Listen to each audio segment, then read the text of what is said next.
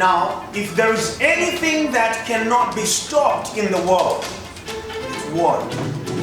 Some of you, your destiny, your purpose is like a liquid. You are the story of your family. You are the story of Namibia that will show. I speak in definition and my word beyond dictionary's definition. Yes. No. You're trying to figure out the figures that are disfigured, but figure this one out. As you are elevating, you will be mentored by scientists and psychologists, and they say live by 5 senses. You gotta live beyond what people think of you, what people see of you. You gotta live above that.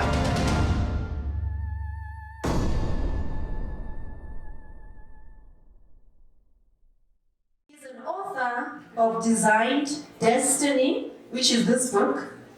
He has just released this book this year, Divine Destiny. He's a motivational speaker, a life coach, international poet, film producer and director, script writer and actor, and he's very young, hey? He's very young, even younger than myself and most of the teachers here. But the point I'm trying to make is the achievement. If you are focused, what you can achieve in life. He is a scriptwriter and actor, television and radio personality, social contemporary issues counselor and trainer, honors degree, not just a degree holder, honors and master's degree holder in community development and human resource from the University of Namibia, and he did his master's student in USA Nations University in Theology. He is also a pastor of House of Prayer, Restoration Church. My goodness, and the list is still continuing. Program Officer of Council of Churches in Namibia, or CCN, Lifeline and Childline Families Mentor Certified Trainer. Please, ladies and gentlemen, allow me to welcome our keynote speaker by raising up, by clapping your hands as we welcome Mr. Tony, the poet, to take the floor.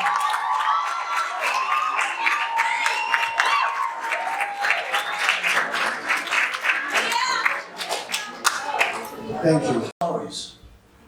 And then I'll be done. Just 2 stories.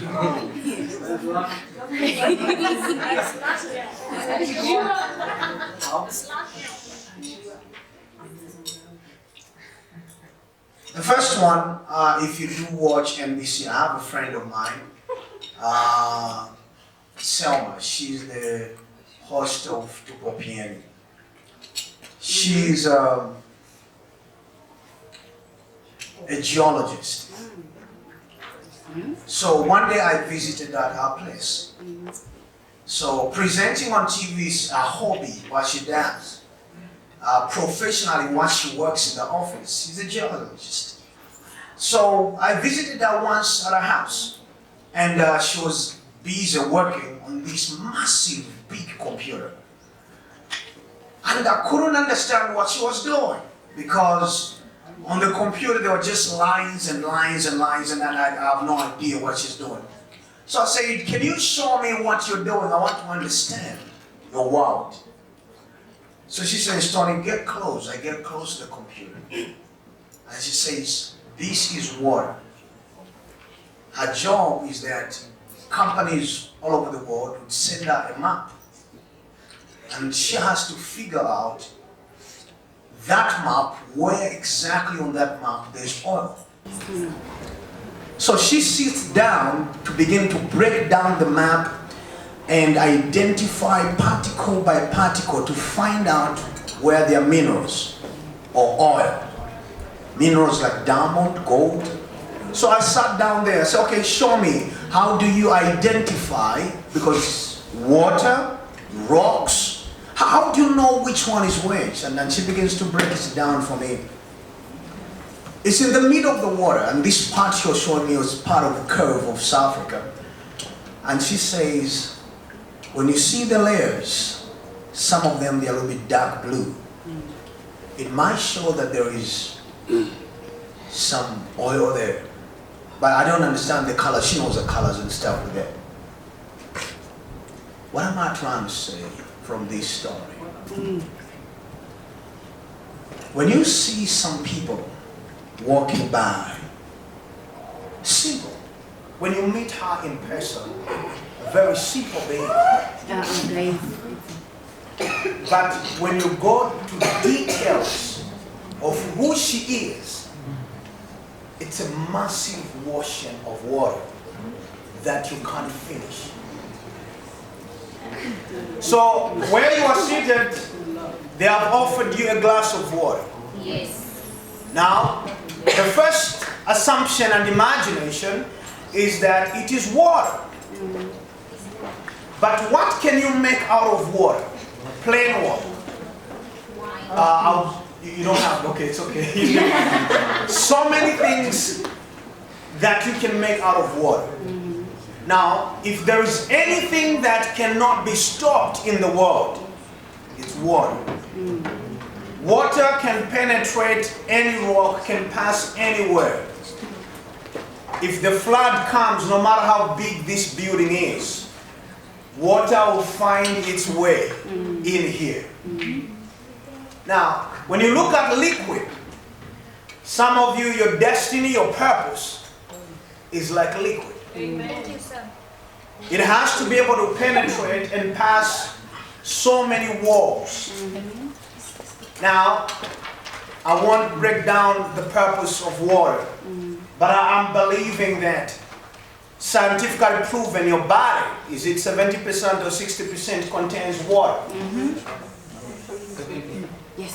Okay, good. Now, in a natural sense, wherever you are, whatever you do in life, you are like water, unstoppable. You can penetrate any wall, anything.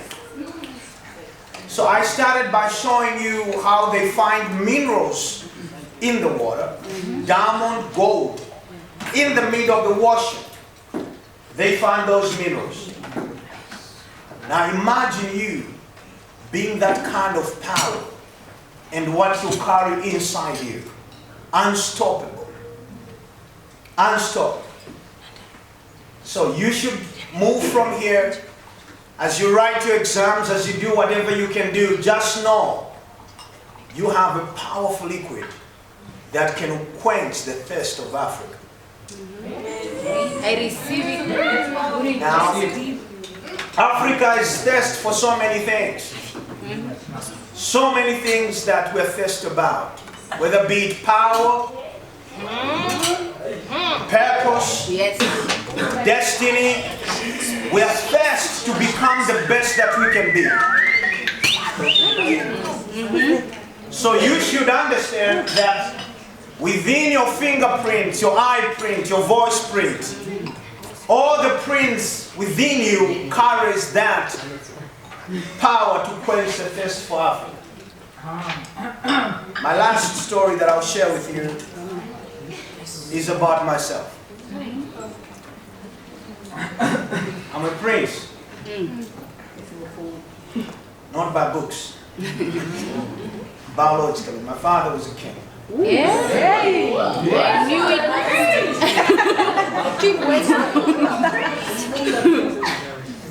Now, I am the prince who was never in the palace, and I'm the prince who was a street kid at one point in time. Actually, for a really long time. Wow. But wherever I was, somehow, what was running in my veins when I was a street kid, when I was begging, my father's blood, ethnic, not just heavenly king, ethnic king, was running in my body. Now, I begged from house to house, I cleaned houses. Actually, when I came, nationality, I'm a Zambian. So I came here with my parents, some of them they still work at high commissioners. One of my first jobs was to clean the church toilet for 6 months. Now, when I'm cleaning like that, nobody sees me that the veins or blood that runs in the veins of this kid is a king. I would go to work. The agreement between me and my American white guys was just I work, and someday they gave me this contract that attend most of my degrees and what I do today. But in a nutshell, all the greatness, even when I was a cleaner, was still inside me. Today, as I speak to you, today is Friday. Tomorrow, in Finland, the whole country will be gathering to watch some of my poetry. Wow. Tomorrow, Saturday.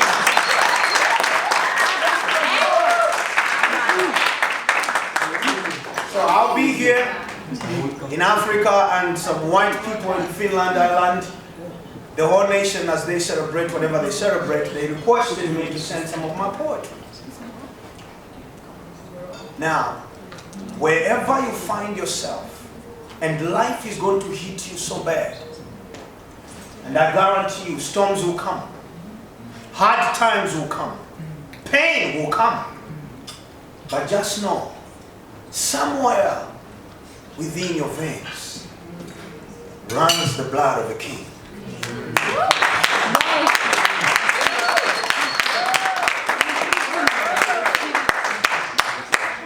There's a verse that says, before you were conceived in your mother's womb, he formed you and he knew you. Your mother, your parents, your friend may not regard you as much, but you're a princess before God. Yes. Amen. It's great. When you cry, when you stand, when you speak, your voice is a ringtone in God's cell phone. Wow.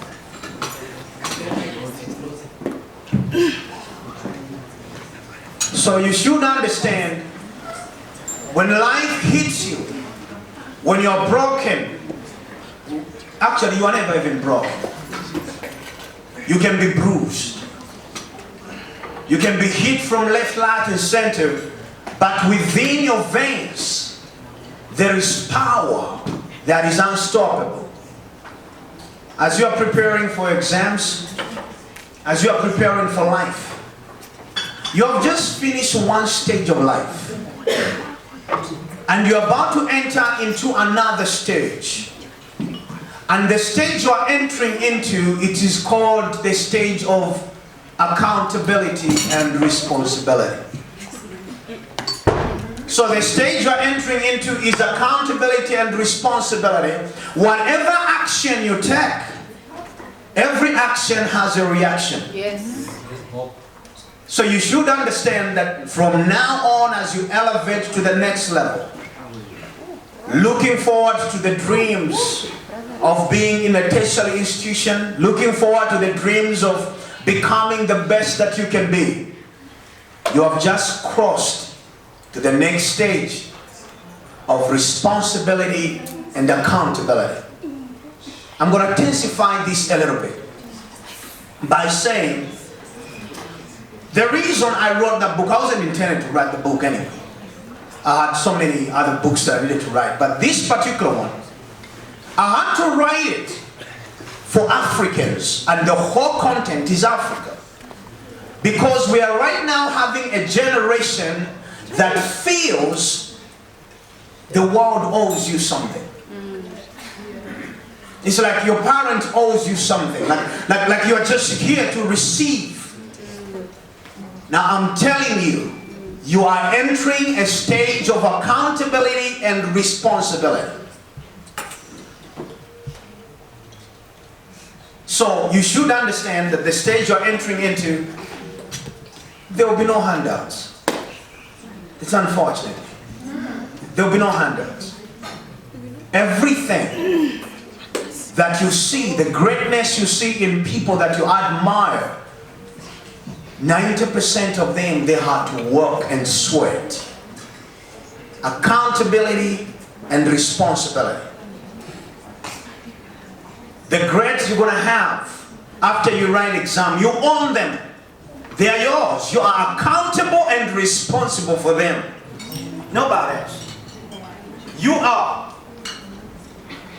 The life you're going to have,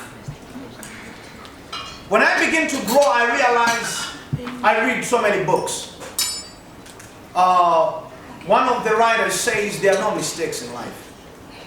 And from that day, believing that there are no mistakes in life, my life changed because I used the word mistake as an excuse. When I was in grade 12 and I impregnated a girl, I said it was a mistake. So we cover up so many things in the name of mistake. Now you own every action, every result you're going to get from life. From today, I'm going to tell you, blaming people has an expiry date. Yes. The level you're entering into, the result you're going to get, you can't blame it to your teachers. You can't blame it to your parents. And the greatness and the success you're going to attain, it will be at your backbone. You should understand that. I cried and I went to my mentor and he says, Anthony, you got to suck it up because growing is painful. Growing can be painful. Because all that mother used to do, I got my son and my daughter, every time I go home, they just want to be daddy. They know that I carried something for them. But the time will come, when I come home, I'm expect them to bring something. So I want you to know, you are the only one who can change Africa. You're the only one who can change Namibia. It's not a politician seated up somewhere there. It's not a president who's seated up. You are the change that you want to see in Namibia. Yes. The leaders of tomorrow, you need to put in the work ethics, the discipline, the sweat ethics, the pain, crying at night, until you get it right. Yes. You're very beautiful. Thank you. You're very handsome. So in closure, you are the water that will quench the thirst of Africa. And what runs in your veins is greatness. Yes. Unstoppable destiny. Yes. As you march into your exam room, these are the words. Every time, I'm still a student. I always love education. I still go to school all the time. Every time I go into exam room, I'd look myself into the mirror and say to myself, Tony, Mama knows you're the best. Every time I go in the exam, I look myself in the mirror and say, if the only educated man in my family was a grade 12 police officer, definitely I'm headed for my doctorate.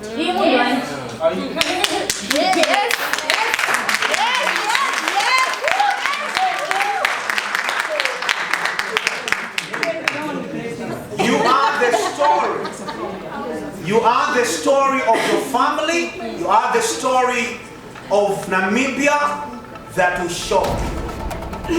Having said that, I wish you all the best.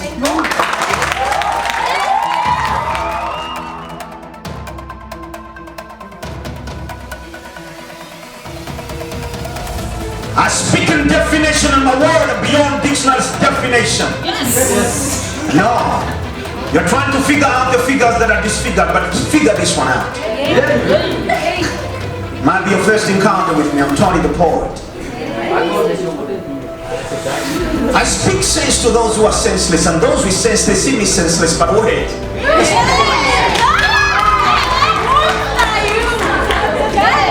I know.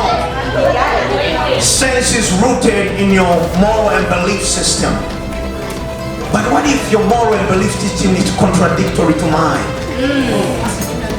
Maybe what makes sense to you may be nonsense.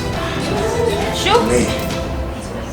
You see, I know as you are elevating, you will be mentored by scientists and psychologists, and they say live by 5 senses: sight, smell, hearing, taste, touch. And I say that's nonsense. Because the people that inspire us, the people that elevate us, they live beyond five senses. I'm telling you, you gotta live beyond what people think of you, what people see of you. You gotta live above and that. Sometimes they'll call you nonsense.